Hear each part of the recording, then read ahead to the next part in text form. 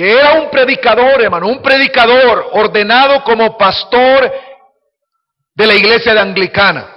Se vino como misionero a Estados Unidos a predicar el evangelio. Regresó frustrado, porque él cuando regresó a Londres no encontraba satisfacción, no estaba seguro de su relación con Dios. No estaba seguro.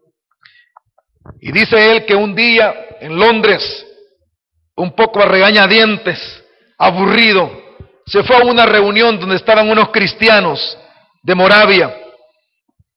Y ahí había alguien estaba leyendo el prefacio a la carta de Romanos, escrito el prefacio por Martín Lutero.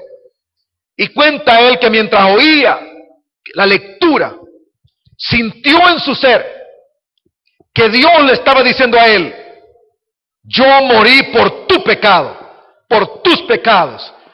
Y él sintió en su alma que el Señor le decía: yo te he salvado a ti. Y dice que desde ese momento, cuando él escuchó esto, vino paz a su alma, vino seguridad a todo su ser, y se convirtió en aquel hombre que levantó lo que hasta ahora existe, la iglesia metodista que existe por todo el mundo. Bueno, estos son algunos ejemplos de gente conocida. Y hay más, hay otros más, pero no los quiero mencionar ahora. Solamente que me salta la pregunta ahora. ¿Será que en el siglo XXI, será que en esta congregación Dios quiere afirmar a los creyentes en el evangelio? ¿Será que ahora también Dios lo que quiere hacer es afirmar en la gracia a mucho creyente? ¿Será que hoy también Dios está trayendo nuevamente una reforma a la fe para que podamos estar seguros y estabilizados y estables, para estar cimentados en la gracia y en el evangelio de nuestro Señor Jesucristo? Yo creo que por algo Dios está hablando ahora. Yo creo que sí, Dios está ahora en la tarea de cimentar a una iglesia evangélica, que muchos no saben ni por qué son evangélicos. En el editorial que ahora pongo el primero, en el boletín, yo hablo qué significa ser evangélico.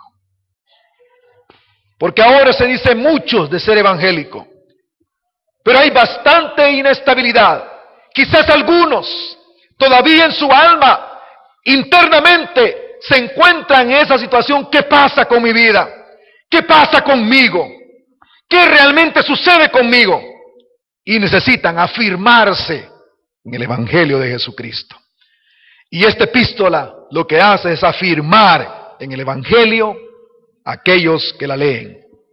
Hermanos, si usted necesita eso, prepárese para cambiar en estos próximos días.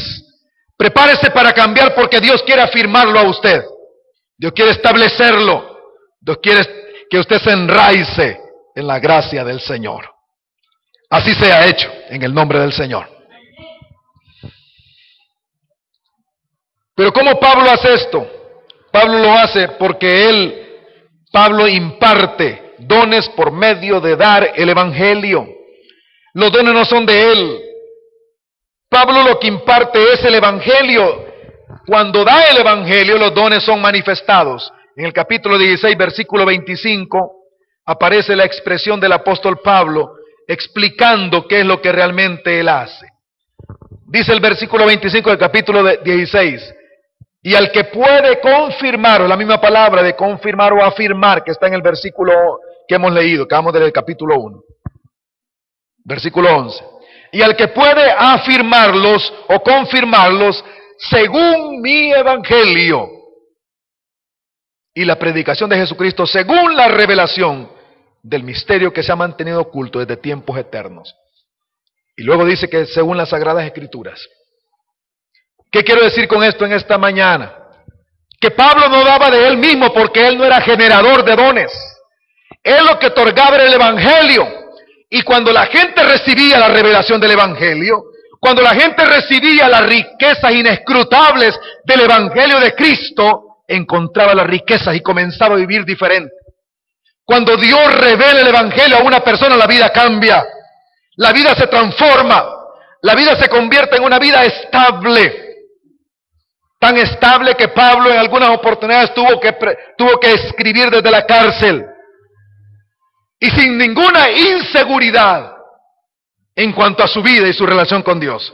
Absolutamente seguro que aunque estaba en la cárcel, que aunque lo habían rechazado, que aunque lo habían golpeado, que habían hecho lo que sea, él estaba en una relación adecuada con Dios y sabía que estaba ahí para dar el evangelio a otras personas también.